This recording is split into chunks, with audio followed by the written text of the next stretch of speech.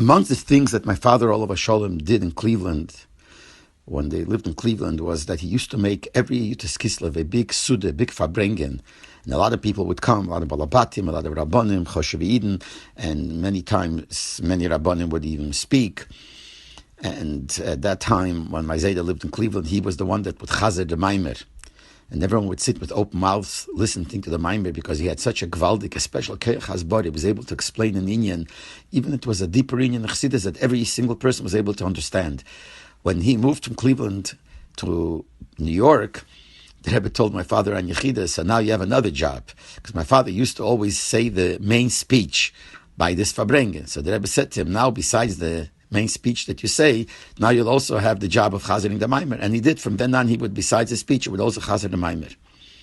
One of the rabbonim that would come to this Fabrengen and would speak was Harav Yisrael Peiris. He was a choshev Rav, an older Rav. He was a Talmud Chacham. He was the Yeshiv Rosh of the Merkas HaRabbonim of Cleveland.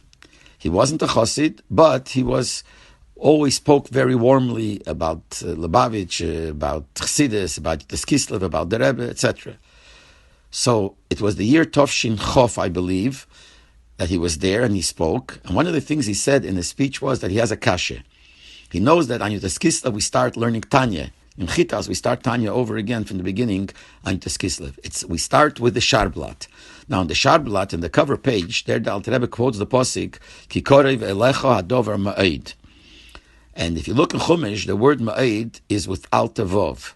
But the way it's printed in the Sharblat of Tanya, it's with a vov.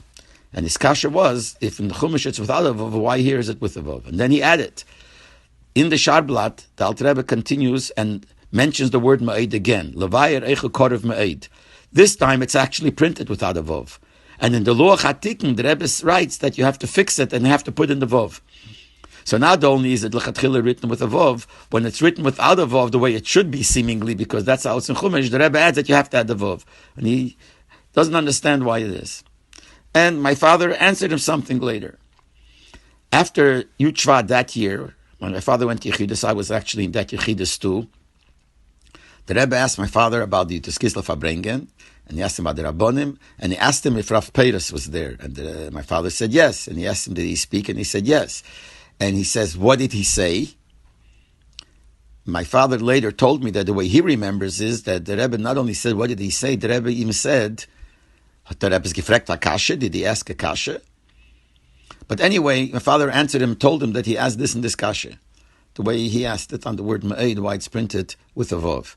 And the Rebbe asked him, what did you say? My father mentioned what he said. And the Rebbe said like this, the way I remember it, this is be'erach the Loshen he said. As it kumen aheim, zult izogn Harav Peiris, as it steht in Gemara, as b'shas mishreibt a star, that's the way I think he said the word star, darf man allemaal schreib Molei. You always have to write with a vov, afila as imokir des choser, even if in the original, in the Posik, it's missing. That's what he said.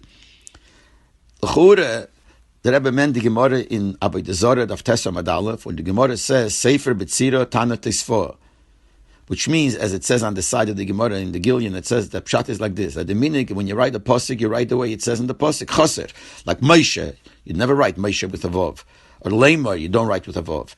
But the Tana, his meaning is to always write Molei, not to write Choser. And I think that some Chuvas or some Rabbonim Paskim, based on that you have to write a star also, but that I'm not so 100% sure. But the Gemara definitely says this, that the Tana would always write Molei. So, L'chura, maybe, I'm not sure, but maybe the Rebbe meant this Gemara, that even though in Posik it says Molei, Echoser, but when you write it out, you have to write Molei. In another place, the Rebbe writes a different klal, maybe it's connected, that when you're writing without Nekudas, then you should write Molei. And since we write everything without Nekudas, you should write Molei, so it should be, I guess, easier to read. But this time, what the Rebbe said, that it says in the Gemara, that even though in Posik it says Choser, when you write it, and I think he used the word Ashtar, but I guess the same thing would apply when you write a Sefer, you have to write it Molei.